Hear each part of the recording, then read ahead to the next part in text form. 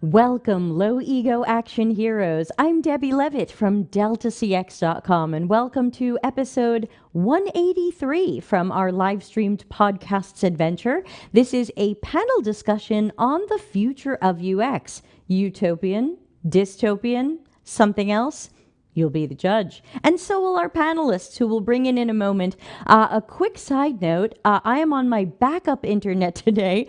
The regular internet died, so fingers crossed that we're going to have a nice solid episode for you, but I'll do what I can to manage my bandwidth. Hi, Ana Lucia. Great to see you joining.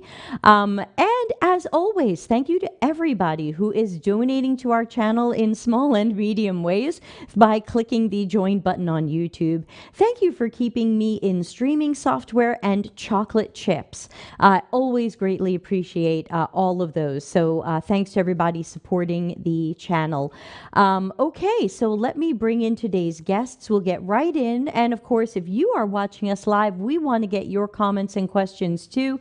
Okay, Anna says that theme song, 100,000 out of 10. I know, I'm still crying. I think we've been using it 2.5 years and it still makes me cry. Freaking love that theme song. Okay, hi, Elena. Dr. Elena is here. Okay, let's start by meeting our guests. Let's start with Lennart. Who are you? Yeah, I sometimes ask myself the same question. Who am I these days? I I have a background in game development. So I studied to do a PhD on the effective impacts of game design, so to say. So I was investigating fun as part of playing digital games for my PhD thesis. And ever since then, I've deepened that research. I'm very much into player experience. I've also been one of the forerunners academically in the field of gamification, bringing this concept of, hey, if you make something more fun and engaging, it can really do wonders for your user experience. Now, I'm very much against a lot of the practices that are unfortunately that got popular in the wave of gamification. So I know there's a lot of haters out there that really don't like gamification, but that's just because it was just not done right for a long time. And so really, we've been doing about a decade of work here to try and get that to a better place. So really, yeah, now I'm a professor. I run the HCI Games Group at the University of Waterloo. I'm also, you could say, a solopreneur. I do a little bit of my own stuff on LinkedIn and Twitter. I have a digital course that I'm selling on how to write better research papers. But I'm also currently working on two things. One, my own course of UX research, Introduction to UX research. And then we are building a master's and PhD program in UX research and design at my department at the Stratford School of Interaction Design and Business here at the University of Waterloo. So that is a way slower process. Hopefully in 2 years, it'll open its gates. But yeah, that was a lot of work getting that off the ground. And we are very excited about it. Congratulations. If you need a remote professor, please think of me. And just, I'm going to spell your name for people who would like to track you down on LinkedIn. First name, Lenn. Those are N's like Nancy. A-R-T, T as in Thomas. Last name, N as in Nancy. A-C-K-E. We have a lot of viewers who are not looking at the screen because they're jogging or have disabilities, and we just want to include them as well. So let's meet Christiane, and please also spell your name and tell everybody all about you. Hi everybody, my name is Christiane. Greetings from lovely Salzburg to everywhere in the world. I'm super happy to be here. I've been in the field of UX for more than 15 years. I was actually 10 years in academia when all the hype around UX was Christiane, there. I'm sorry, I'm going to interrupt you. Hold on, I'm going to interrupt you. We're getting a weird buzzing sound from your microphone. I don't know if that's your earbuds or if you have another microphone you might be able to use. Okay, I didn't change anything. No, I know. You were sounding great before the show started. I'm not too sure. Or maybe if you leave and try coming back. Okay. Sometimes that helps. I apologize. It's a live show, everybody. I promise we will meet Christiane, but first we want to get her microphone sounding good. So while she improves that universe, Darren, who the heck are you? Hi, everybody. Always glad to be on the show. My name is Darren Hood. I get to celebrate 28 years working in this discipline this year that we know and love. And so very excited to be here to share the stage with the other guests here today.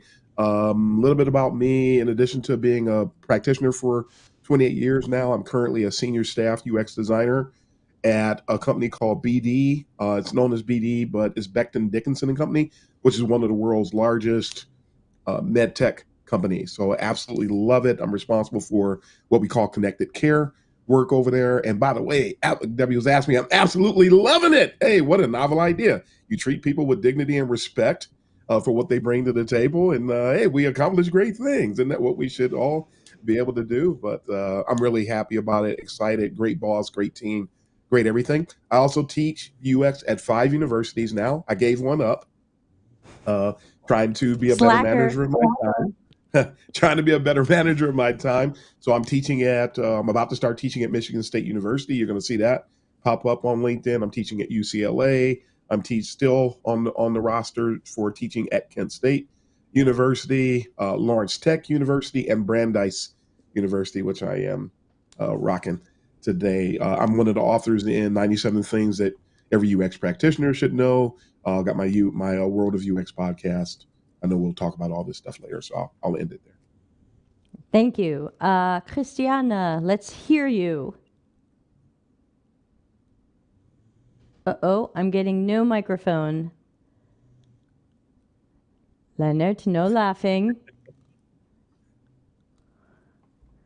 Uh-oh, I've got no mic from Christiane. Christiane, sorry. Okay, we're going to fix this. We'll get there, everybody. While we work on this, we can certainly have the audience put in some early questions that you might have about the future of UX. And I'm going to send a quick email to Christiane and give her another different way to try joining the call just to see if this other way helps. And let's see. And so let's see, I've got your Hotmail handy and I'm going to send this to you here. Hold on.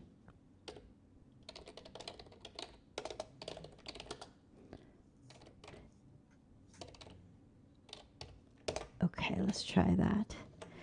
Okay, Christiane, sorry. We'll have you close your window and try coming back this other way. I'm so sorry about this random things for live streams. Yikes, sorry. We'll figure it out. We'll get there. So then let me check in with our other guests. Let's start with Lennart. Future of UX, Lennart. Is it bright? Such a good question, Debbie. Is it bright? I think it is bright. I think we're currently going through dark times in UX, and that, of course, makes the future look a little bit brighter. But you might have encountered some of the recent talk on LinkedIn. There was this big woo-ha about 2 weeks ago when this company called Synthetic Users came about.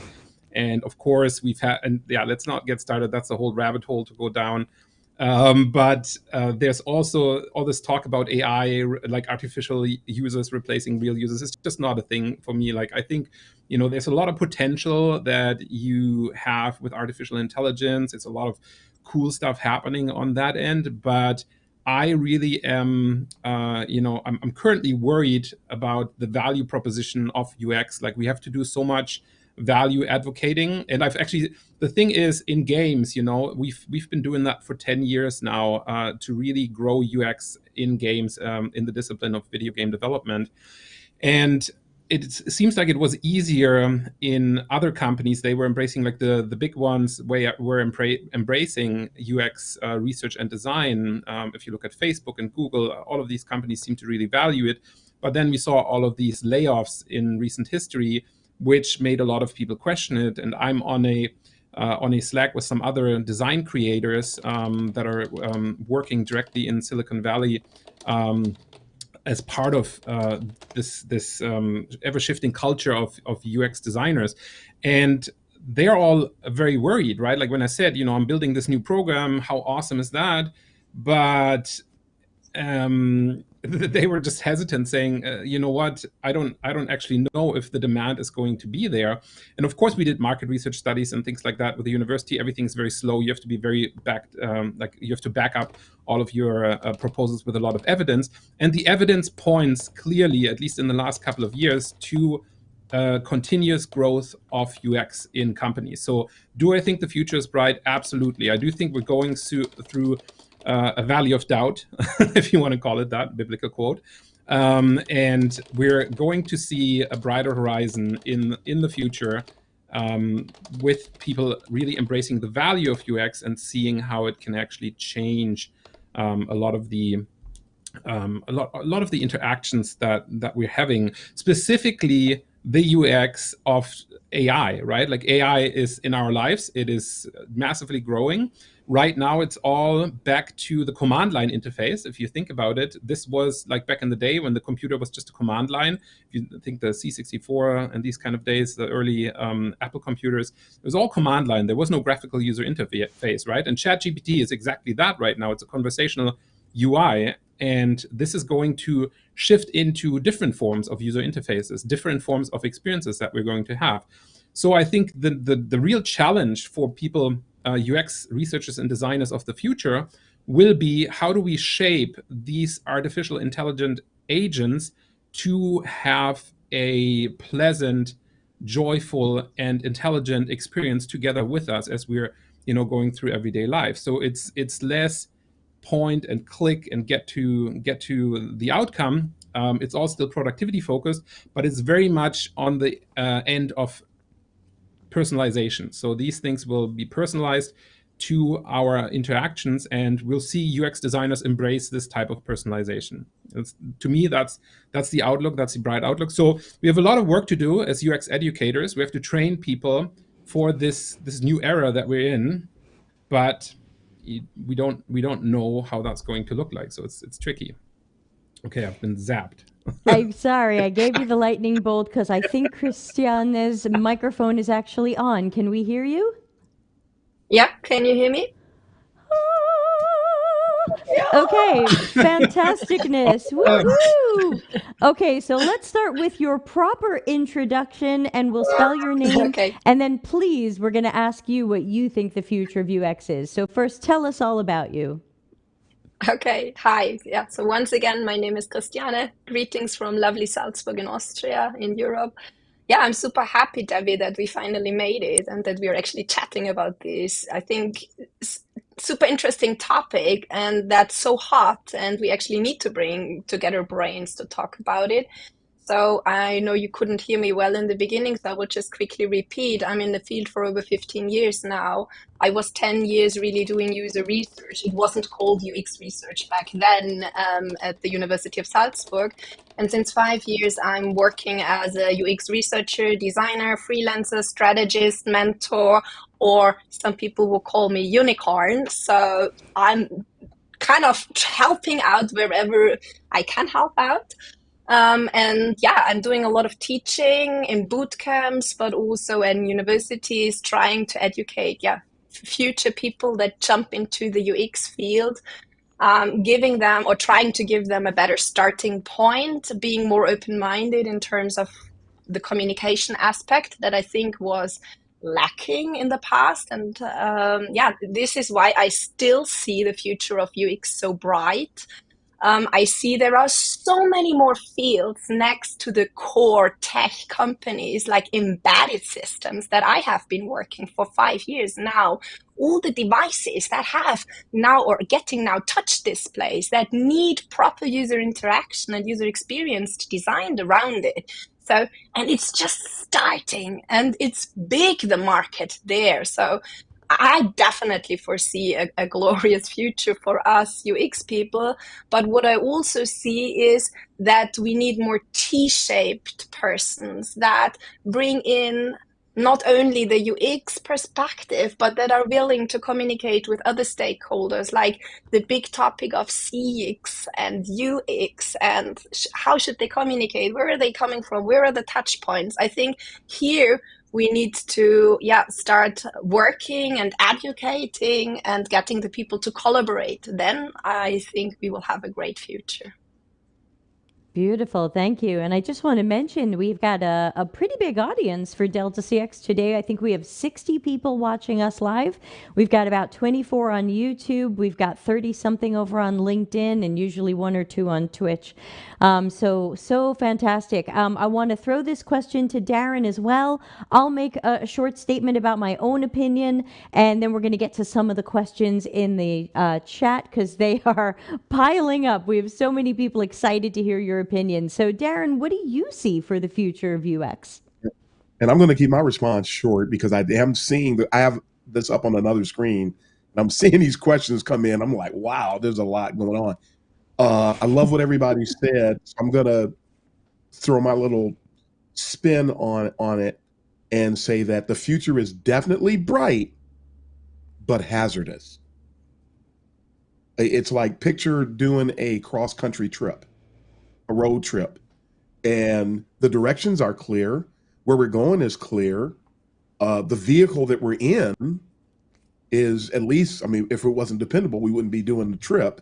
So we're at least confident in the vehicle, but we're running into road hazards. We run into areas where we're on cobblestone roads. Sometimes there's a smooth highway. Then you end up getting on another road and the road is not paved at all and it's raining.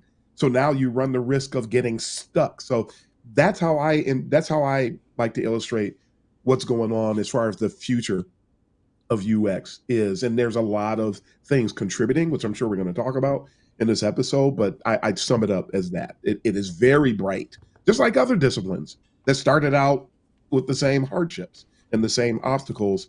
We'll get there. We have to keep fighting, but it is bright because we'll continue to fight. But we have to be aware of and navigate the hazards. You don't ignore the hazards and have a successful trip. You're going to end up getting your car worked on in some backwoods place that you don't want to be, so to speak. Okay, thanks. And let me just spell some of our guest names for people who like when I do that. Christiane is Christian, like Nancy E. Last name M as in Mary, Oser. Some of you know Darren. He is Darren, like Nancy. Hood, Hood. So you can find these people on LinkedIn. Tell them you heard them here on the Delta CX channel and say something nice to them, won't you please? Wow, we have so many things going on in the chat room. So I want to give a quick future of UX opinion from me. I don't have to say too much. If you're reading my Medium articles or you hang out on this channel at all, you probably already know. But the way I see it is that I do think the future of UX is bright, but I think we're going to have an ugly next year or two. I think the next year or two is going to be exceedingly ugly as companies double down on what I call speed over quality.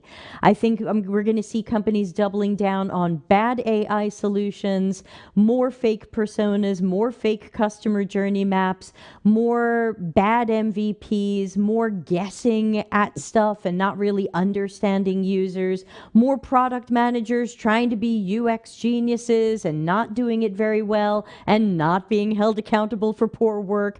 So I think we're probably going to have to almost hit that rock bottom for it to then turn around and go, wait a minute, we still need people who can find and solve problems. We still believe in research, but we started doing surveys for everything when surveys shouldn't be done for everything.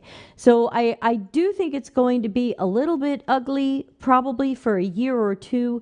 And then I'm hoping it's going to turn around as people hopefully double down on research.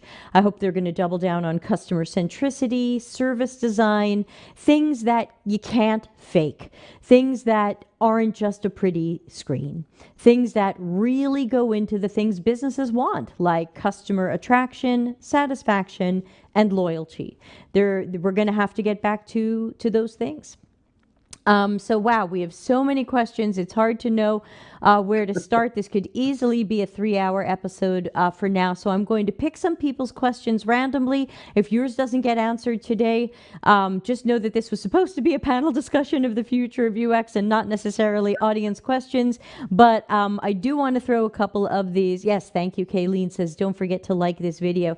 Kayleen and I were talking today about how companies rarely even do beta tests on their software anymore. They will just ship it, or we'll put out an MVP, and it's like, wow, I remember when beta testing was a thing. So we've really gone in on speed over quality. So one thing that I would like to talk about, we got an interesting question from our friend Lonnie, who was very excited that Darren is here. And Lonnie is curious, and I'm curious what everybody here thinks, because this is a bit about the future.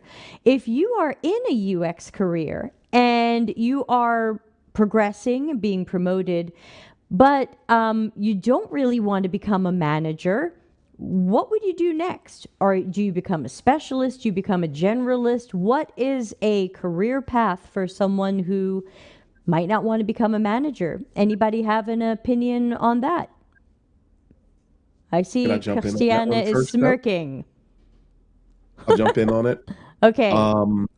As a person who was a manager from 2015 to 2017, stepped out of it, thinking I don't want anything to do with that anymore, because a lot of UX manager roles also means you're going to be the punching bag for the organization, and I didn't want that anymore. And you got to deal with the politics as well as the work.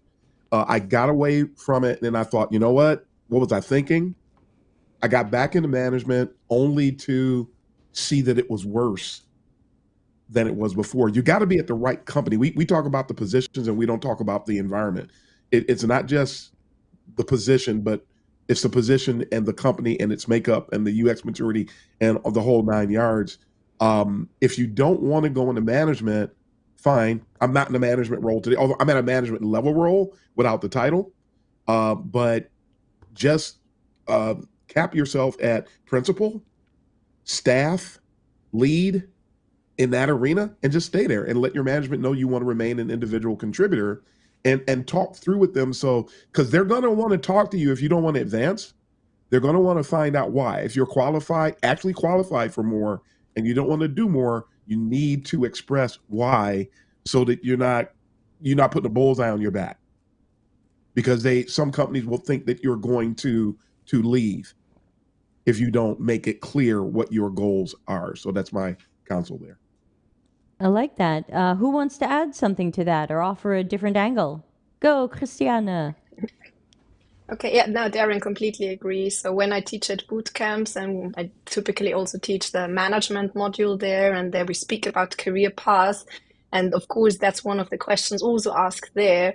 And then my answer is, yeah, either you go really and like the part of managing and working more on the business side, but if you don't like this and really like to still continue working on the project, but maybe guiding a bit to the people, then that's the UX lead role that you should be aiming for. Still being in the projects, but not maybe executing every single interview or testing, but having juniors that you are mentoring, helping to grow, sharing your knowledge, but still want to make great products. And then there are the other people that really want more to go to the management perspective. So these are kind of the two things that I always tell them. It's not necessary to become a manager of people or things or business goals or whatever. You can stay really with your passion if that's it.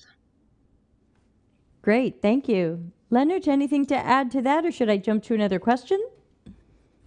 I think in the interest of time, keep going, because I don't want to really comment on something that I'm not an expert in. I'm clearly an academic, so me making predictions about industry work is probably not appropriate. So I'll stay in my lane.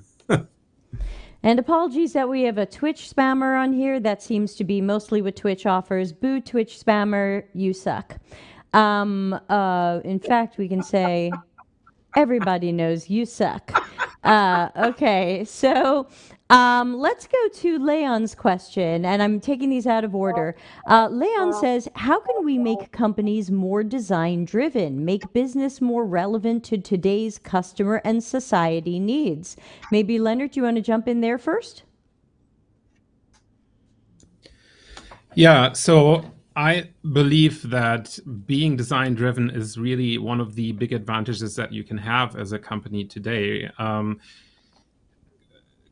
Like, how do you do that? The best way to do it, in my opinion, is to just grow the UX maturity in the company, trying to advocate for best practices, educating the people that do the UX design and the UX research work about best practices. And I think the trickiest bit always for my students when they graduate, so we have a lot of students that end up working for larger companies. And one of the things that they tell me they struggle with the most when they get into the job is they come from us training them to be fierceless user advocates to an environment where you have a lot of business pressure. And so you get a lot of that. Well, at the end of the day, you also need to make it work for the business. And sometimes the buy-in from the business is just superficial. That means they want the moniker of UX, but they don't actually want to do the legwork of UX. And so you end up with this tricky situation where a company might pretend to the outside to be a UX-driven company, but they could actually care less about the insights coming in from the UX research and coming in from the UX best practices. It's the same way with design thinking. This is where you can do your little emoji here. But it's a lot of people are using design thinking as sort of a veil to say they're doing better design, right? Like the design process is more mature, it's more advanced, but that is actually not the case, right? So we have a little bit of that tricky situation where a lot of it is actually pretending it. So what do you do to improve that in a company? It's being a fierce advocate and knowing how you can go, from a business stakeholder perspective to a user need, and make sure that both of it is understood. Make sure both of it is balanced, and that's I think the hard part for juniors coming into a company, making sure they communicate that, because you can't forget about it, right? Like at the end of the day, it's capitalism. You need to get paid, right? So you can't completely forget about company goals, but your job a lot of the time is doing proper communication, proper translating between those teams, between the business stakeholders and between the user needs. And often, at least when I see our graduates, it's too much like, no, I got to push the user. And you also have to make the stakeholders comfortable. And that's a skill in itself. And that's something I think we could do a little bit more in. Like if you look at the boot camps, all the design training online, a lot of it is perfect at training you to become a fierceless user advocate. Not a lot of it deals with actually dealing with the stakeholders and communicating them the value that this is bringing to their business. Because a lot of people driven into UX design are not salespeople. They don't have these business skills that they need to actually sell their research to the management. And I think that is crucial to change the direction of those companies. Super. Thank you for that. Thank you so much. Christiane, something that you want to add to that about making companies more design driven? Yeah, I think what I like is design driven, and it's not user experience design driven or customer experience design. It's really design driven, and design is happening on so many different levels in a company. Like on the very top, what is currently super trendy is the branding, or which I like to call brand experience design. And we have the big lobby of customer experience design. And then there is us, the user experience designers, which are really like working then on the product. And I think design driven means we need communications on all of these layers, on all of these stakeholders sitting on the same table. And I really liked it how they phrased it in the Honest UX podcast, and say, actually, this should be a team of 3 sitting on the same table, talking about how the brand and how the whole product life cycle with all its touch points to the customers, and then very down to the small part of where they actually interact, or the big part where they actually interact with the product, where we as UX come into. if we get that streamlined, if we set up a successful ecosystem, how Bill Buxton phrased it, then I think we will have that glorious future. But to get to the point of understanding, it's not that we are outsourcing to some nice agency to come up with a rebranding for our company, coming up with colors where we UX people say, oh, this is not accessible, what to do, how to fix it. I mean, that already shows how much miles we still need to go to really come to the point of saying it's a design-driven company. So true. Darren, I don't think you went on this one yet. Something to add? I didn't. I'll add just some small tidbits. Number one, love the piece about UX maturity. It is critical to being design-led. And actually, I'm putting the cart before the horse. With regard to being design-led, let me go there first. I think about that old DMI, the Design Management Institute report, where they said that every company, design-led companies, outperform the competition. There were two different reports, and they range from anywhere from 216%, if I remember correctly, to 228%. And then they listed out the companies that were actually achieving that. So that's some fantastic stuff that people need to know. To be design-led, point two, to be design-led, you're going to have, as Lennart said, high UX maturity, which I just talked about at University of Michigan a couple of weeks ago. That talk is available on YouTube. You can see it, where I talked about UX maturity and what it is, and 80% of arenas that we don't even tap into now from that. But one thing that you cannot do, which a lot of companies are doing today, and it detrimentally impacts UX maturity, is that you cannot resist or negate UX seniors on your team by failing to hire them, or hiring them and failing to let them operate, to give them the autonomy they need. You will not get anywhere. You are not going to have a high UX maturity with a bunch of people running around on your team that still don't know what UX is. And somebody who is not a UXer running your department, that's not going to work. Love that. The superficial presentation of UX does not equal being design-led. You simply won't get there. So got to have some courage with regard to that. I'm going to leave it to those couple of points for now, but please start hiring seniors, real seniors, not faux seniors, not people who've been doing the work for 2 years and claim to be seniors. You're not a senior. You're just not. And just because you have the title doesn't mean you're that thing. So I'll leave it at there. I'll stop there. All right. Thank you. Can I quickly, Please do. Debbie, Please. can I quickly jump in? Yeah.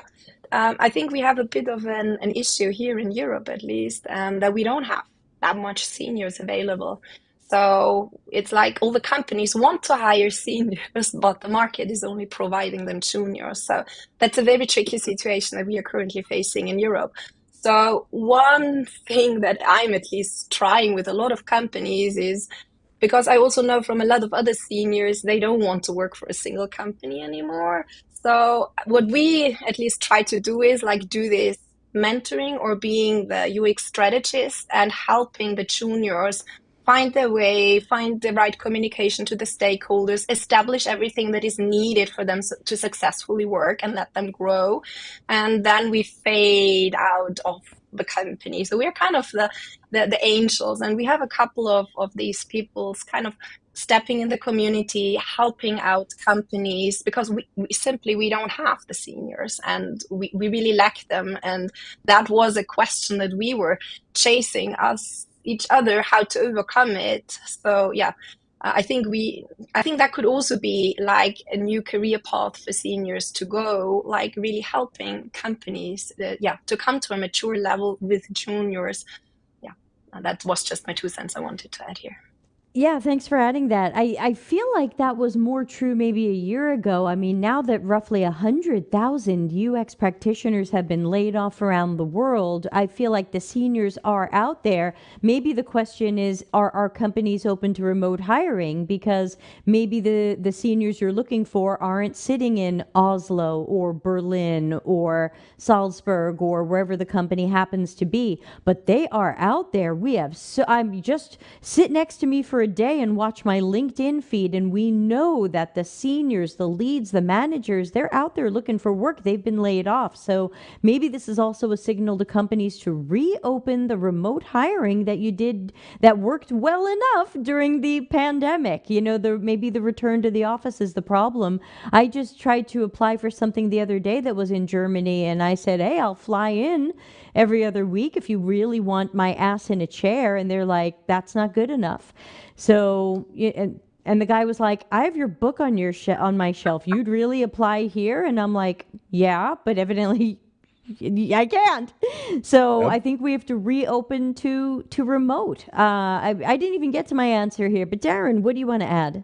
Yeah, I got to throw another asterisk in there. There has been a war against senior UX practitioners for about the last 10 to 11 years. There are way more seniors out there than people will acknowledge. Matter of fact, I worked for a big German company. That's where I was a manager from 2015 to 2017. I had the audacity, of course, I'm being facetious when I say this, to mention information architecture of all things. And this company literally ended up, and the person who got the director position told me what was actually happening. They actually ganged up on me to make sure that I would not get in a director position because nobody wanted to be accountable for what I knew. This is common and has been quite common for the last few years. So a lot of them, they'll tell you, but until you sit down and watch them go through the candidates, they see seniors. I had somebody say that they didn't want to interview me for a role at a big retailer in the United States about a year ago because they said I didn't have any experience in e-commerce. That was just a convenient bias for them. I have a lot of experience with e-commerce, but it turned out I had more experience than him, and he didn't want to hire me. That's where a lot of this stuff is happening. I used to wonder why a lot of the people who were seniors ended up being consultants. So this has been going on for actually longer than the 10 years. It's just more prevalent in the last 10. But a lot of the people, the Jesse James Garretts of the world, and the Alan Coopers of the world, and Kelly Goto, and these people all ended up consulting. You know why? Nobody could hire them eventually. So we're still faced with this. I just want to throw that out there. And for our future to be brighter, that needs to be fixed. They need to stop being intimidated by us. They need to start ascribing the appropriate value and letting us come in and do what we do. And you'll start to see things swing. You'll start to see hiring shift, better hiring. You'll start to see people who know, like what Lennart said earlier, who know how to communicate, who know that communicating with leaders and building relationships and things of that nature are critical, that we're not just people who do the work. That's really about 40% of what we do. How do we sell it? Sales is a part of UX. Customer service is a part of UX. There's a lot of other things that are a part of UX that are off the radar because everybody wants to have Figma will travel, and that's simply not who we are. Yeah, thanks for that. And by the way, I want to give our chat and our hosts today a 5 dogs out of 5 for the multitasking that's going on in the side chat. Just want to acknowledge that briefly, and to add my 2 cents to the original question of how do we make the organization more design driven. Of course, plug. That's really what my book is about. I hope everybody's been checking out Customers Know You Suck. You can find it wherever you can find it, and you can find it on the deltacx.media website. But even if you don't buy it and you don't want to read it, I think that one of the ways to get companies more interested in design is sadly to not call it design, because I think we're at the point where people think design is pretty screens and logos and colors. And when I used to tell people I was a designer, they had all kinds of assumptions about me that weren't true. I have a degree in music and an MBA. I didn't come from the visual arts. So even though I was a UX designer, it really wasn't the right word for me, and I do prefer architect because I don't want to be associated with that visual stuff. So I think the word designer works a little bit against us, especially in a climate of, say it with me, everybody, everyone's a designer, and everyone's a design thinker, and everyone has empathy and can be a designer. And oh, if you do 5 easy steps, you're Darren Hood. You can be him. So I think the way is through business-centered terms. We have to talk about risk. We have to talk about being evidence-based. We have to talk about waste and being lean and agile. People love these words, so I love to throw them back at them. Oh yeah, we're so agile. Really? Okay, as far as I can tell, you're releasing guesses. You wait 3 months to learn if your idea had any value to customers because you didn't want to usability test it. What's agile about that? So I think that we have to play the business game to ultimately bring design back, and it might not have the word design on it. It might end up with another word, but I'm less concerned about the words. If we can be user-centered, customer-centered, human-centered, I'm less hung up on the words or the acronyms that we use. But I think we're going to have to get there through speaking the business's language, which is money. That's it. Yep. Ultimately, we want to make users happy, but if we're not bringing the business some of the goals they need and finding that balance, they're just going to think we're artsy fartsy hipsters who want to make rectangles rounded cornery. Darren. Yeah, you make me think about, I forgot to mention this earlier, that old classic Venn diagram, and it shows user needs, business needs, and constraints. And that when we teach people, we're supposed to be, when we're helping people to grow up in UX, they need to understand our job is to help people hit the sweet spot. And that's not being communicated in mass. Just wanted to throw that out there. I dig it. So knowing we've got 20 minutes left in a 1-hour show, I'm going to pick another question from the zillions that came in today. And I'm going to ask, for the future of UX to be better and brighter, where in the organization do you believe UX needs to live? Who wants to jump in on that one first? Uh-oh, I see Christiane is sighing. Darren looks like he just saw a skunk in his underwear drawer. I don't know what that face was. Say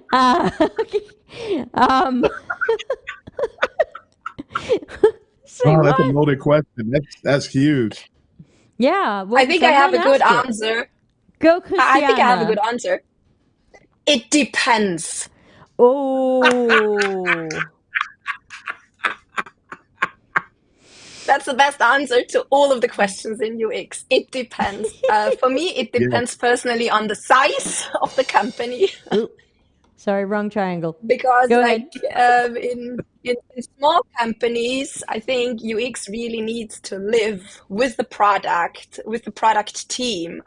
When it comes to larger companies, we really need the UX manager being established really there on top where all the decisions are taken, making sure that resources, budget, and everything that is needed is there, that the people who need to talk to each other are getting together. I mean, if we think of UX maturity 6, we wouldn't need that because it's user driven. People are just naturally talking to each other, but coming to that point, ooh, that's a very long way still to go. So it depends on how large the company is. The larger it is, I would say UX needs to be on a lot of different levels integrated to actually make it work. Cool. Lennart? So I'm obviously not a company person, so I can't, I don't want to impose on anyone running their company to tell them where they should put it. But if I were to create the perfect company, where I would put it is I would put it at 2 levels. And this is actually interesting if you look at how different games companies do it. From some of the folks that I interact with there, you either have a centralized UX team or you have satellite teams that are syncing then with the main team. And this specifically for larger publishers, let's say like Ubisoft or somebody like that, that have different departments in different countries. And so there's a lot of centralization happening. So there's shared tools, shared practices, a lot of shared ideas, approaches, and that's actually great to do that on a company level, specifically when you're a very large company. But you also need somebody advocating directly to management that ensures that the UX maturity does not fall, or that when you start a new studio, and specifically when you're a large company, you don't necessarily start new studios, but you acquire smaller game studios and you add them to the fold, right? And then you have to do retraining sometimes, or sometimes you just have to send a UX researcher out there to help them build their UX processes. So I think a lot of it really depends, like Christiane said, but it in this case, it specifically depends on how do you as a company want to enforce your UX practices within the organization. Do you want to have a centralized or decentralized system? And just to do a quick flip there to our book in the background, the Games User Research book, we have a chapter written by Veronica Zamito, who worked at Electronic Arts at the time, who was talking exactly about these different practices in a chapter in the book about centralized and decentralized UX and how you can best set that up. So there's a lot more information about that specifically for game UX out there, interested. But I do think a lot of it really is a management decision, how you want to handle UX. There's benefits and drawbacks to both of these approaches. My personal approach is something where you can do advocacy from the top, and then you can enforce these best practices to the satellite studios, just to make sure that everything follows proper process. It also makes it a lot easier to help juniors onboard into UX. One of the things that Darren likes to complain about, and I always see you like blocking the people on LinkedIn, Darren, being like, no, you're not doing it right. And well, okay, yeah, this was a sick burn right here. Sorry. But one of the things is, like we need, but here's the thing, right? Like we need to actually facilitate it for these people to learn, right? So I think it is our job to then, even if we think, maybe back to Christiane's earlier thing that she said, some of those people in Europe have to hire juniors because there are no seniors. Well, then I guess for the dark times that Debbie said that we're going through, our job is to make it easier for those juniors to acquire that knowledge. And we can only do that if we are very patient. It's very tricky to be patient because some of them might come off as, very knowledgeable, even though they're not. And so it's really just a matter of being a good mentor and hand-holding in that moment and helping them understand what is necessary. And sometimes that can be very hard as a mentor to open that up, right? And so I think we have to be very friendly. We have to kind of make it a welcoming space because we're UXers. We're all about the welcoming atmosphere, right? And so I think it's tough for us to create that and then create that at a company level as well, right? So lots of challenges for us. Maybe passing it over to Darren because he's like probably wants to reply to that. I forgot what the question was. The question was, where in the organization should UX sit so that it's got a brighter future? And I hope everybody enjoyed special guest Olivia the dog. Definitely it depends that was mentioned. And one of the reasons why I partner with that is that we have one of the things that I find a trend in UX today is that people have a one-size-fits-all mindset with regard to UX, and that is not it. You sit 5 people side by side and ask what we should do about X, and one of them is an enterprise Fortune 500. The next one is as a startup. The next one is they're a leader in their field. They're not Fortune 500, but they're a leader in their field. And what you say doesn't apply to everybody. It simply can't. It can't work. We can't. So, I mean, when you go to a startup, they don't have all these departments. And if you go to a startup, you're going to wear multiple hats. So in general, I love the product strategy. Well, number one, centralized. Centralized works. I've seen it work where you have a central UX team and then you have people that are stationed within different departments around the organization. I've seen that work. It works well. I've seen UX be within product strategy. There's a problem with product because product has been wreaking havoc on UX for the last 3 years or so. And you have the product people trying to take over UX, and they're trying to turn us into order takers, and they're trying to turn us into UI people and not UX people, things of that nature. So there's a gross disconnect between product and UX on average today, not across the board. I have to generalize it because we don't have time to get into the nooks and the crannies. So we can't say product, although in general, as long as it's product and strategy, I think it could work. Some people think UX belongs in IT. It depends on the company. Sometimes it works, sometimes it doesn't. If UX is given its autonomy and they're in IT, it's the reporting, it's the HR component that throws a spin on things. So, and because different companies, you have UX maturity, then you have human resources maturity. Some companies are terrible in the way they handle UX. So you can't have things set up a certain way in a certain company. What works at company A won't work at company B. What I would love to see, if we were in a perfect world, UX should be its own department, for God's sake, where we have a CXO and we have people that are helping to structure things, and a person who has a seat at the table, and we have the full funding and things of this nature. That's where it would be best, but it's going to be a while. That's the future of UX. There are very few companies, less than 1% of companies have a CXO, less than 1%. So that's something we're moving towards, but we're not going to do a good job of getting there because we're doing so much fighting. We have to fight about so many things to get things done today, and we have to embrace that because it's just a reality. Because if we stop fighting, we lose. Because the people who are laying seeds aren't going to stop with what they're doing, so you can't stop either. We can't stop. If they're bringing up a concept and it's inappropriate, we need the Debbies of the world to stand up and say, no, you can't do that. This is why, and this is we have to do that. And I know I jumped out. I know Lennart. I had to. Somebody brought up the word complaint. But how do we do it in a nice way, right? We don't. Like, how would you do it in a nice way? Diplomatic, professional, educationally, and when you take those off the top of my head, those three things. When we're diplomatic, we're going to be considerate. When we're diplomatic, we understand the plights of the people who are, as was already said, the people who are trying to come in and they're having trouble getting certain things done. That's that diplomatic mindset, which embodies empathy is built into diplomacy. If you're not being empathic, then you're not being a diplomat. So we have to understand where they're coming from, but don't coddle. See, that's the dangerous. They're trying to do these things, but they're coddling at the same time, and that everything's going to blow up.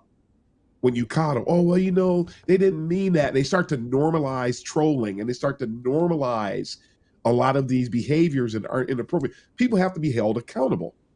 We lack today because we're not accountable. And at every stage, we've got to be accountable, and that'll help us get there.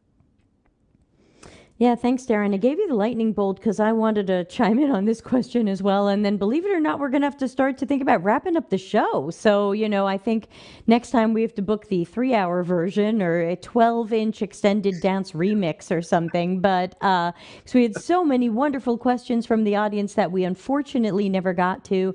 And kids in the audience, let's not fight, or I'm going to turn this show around. So let's stop fighting about what agile is or isn't, because that is ugly. Yeah, so let's try to reschedule a longer one for the future. But I would like to chime in on where I think UX would need to sit in an organization for a better future.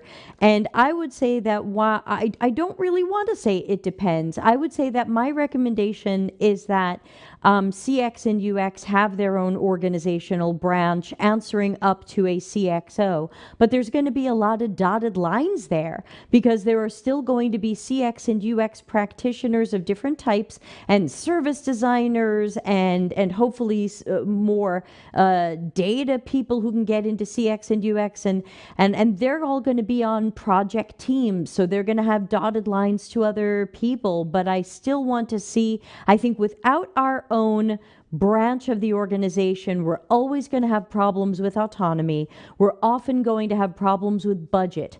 I mean, we have gotten so bad at controlling our own budget, and product seems to have endless budget in many cases, that now when we need headcount, somebody says, no, just have a product manager do your work. as if that person knows anything about UX, which could be true but is rare. So we have to get control of our budget. We have to get control of our own roadmaps for our own departments and teams. We have to get control over our training and professional development. And to me, the best way to do that is to be our own organizational branch up to a CXO with lots of dotted lines, because we don't function in a vacuum. We've got to partner with brand, marketing, data analytics, engineering, product, go-to-market, strategy, business analysis.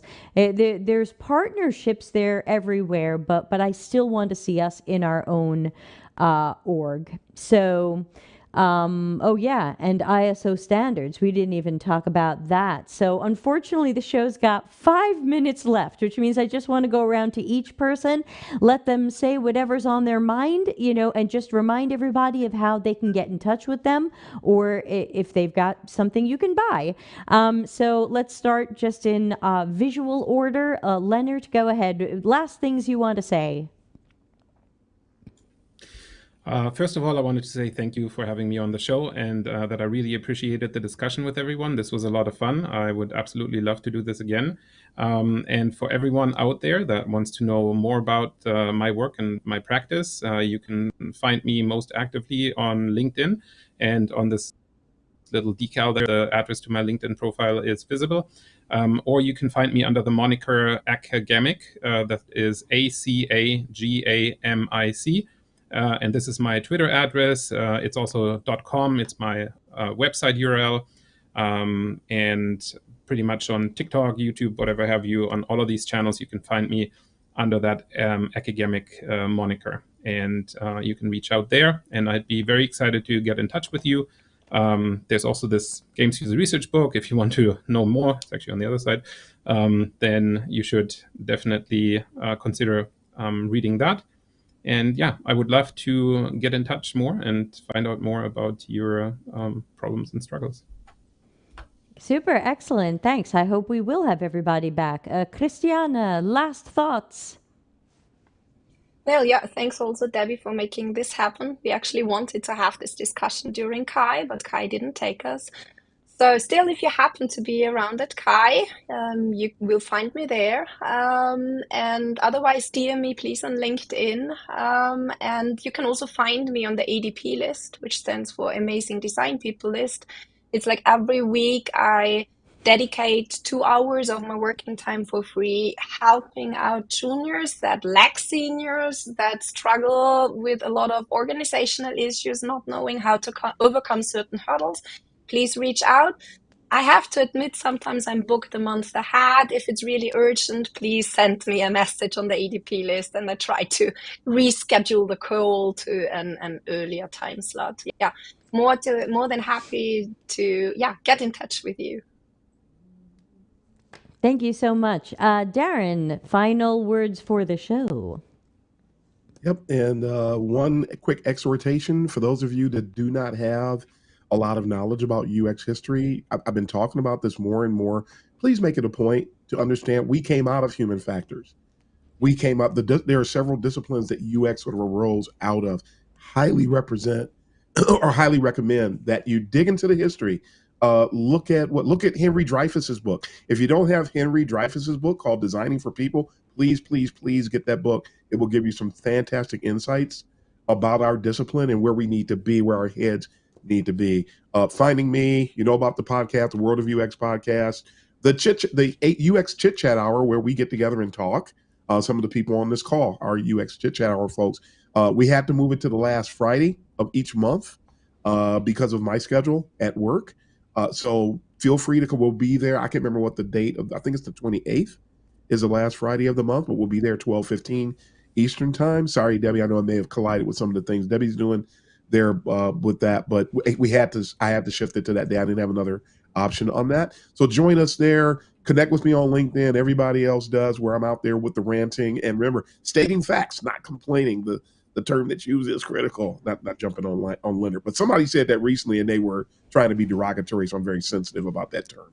So pardon me. But you can find me Twitter. I tend to rant more on Twitter. Some people don't, but I rant more on Twitter than I do. If you believe it, I rant more on Twitter than I do on LinkedIn because the HR is looking on. Anyway, you can find me. Easy. You're killing me. And quick reminder to everybody, you can check out all the links related to the Delta CX show at deltacx.com/links. It's been at the top of the screen the whole time. You can join our Slack and Discord for free. You can send in stuff for different shows that we do. Every other Friday is Critical Thinking Stream. Every Tuesday is Office Hours Ask Me Anything. I think I would like to have each of you back individually for an Office Hours show where you just take live questions from the audience. I think people would love that because the panel thing just went by too fast. So tomorrow is Critical Thinking, and you've been sending me lots of stuff. Monday will be a Think Out Loud episode. I think people really loved last week's about the lush.com website, so we'll see who else we can tear up.